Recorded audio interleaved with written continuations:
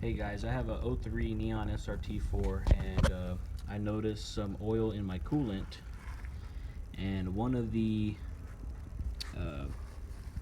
of the potential causes would be the oil cooler itself. Now, this is on your oil pan with this gasket, and the oil cooler attaches here, like so. There's a tab right here, so it only goes in one way.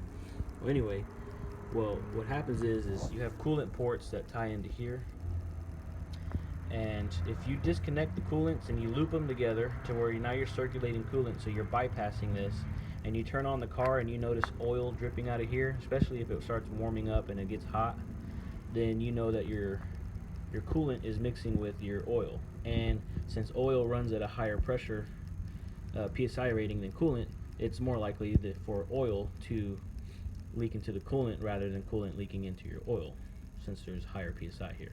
Well, anyway, you can also bypass this. You can get rid of it completely. You can replace it. You need a hex key to remove it. I use this, and it looks like it's a number 12 with an impact that kind of and it just came right off. And then anyway, what I'm going to do is I'm going to do a big filter swap. You can buy 3 of these stock gaskets, you stack them, then you get longer bolts, and what that does is it makes it go farther away to allow for a bigger oil filter there. So it's like a do-it-yourself big filter kit.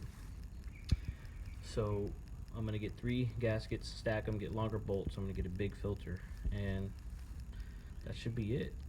Then of course you're going to bypass the coolant, so you're going to tie these 2 hoses in together. You'll pull the one hose off, and then you'll just literally bend it up and plug it in, and that should get rid of the oil cooler problem. Or you could just replace it, just buy a new one, replace it, since there's people that argue that, oh, it's on there for a reason and everything. If anything, it's restricting your oil. That's just how I see it, but that's what I'm going to do. And I'm just letting you guys know that this could be a potential cause if you see oil in your coolant.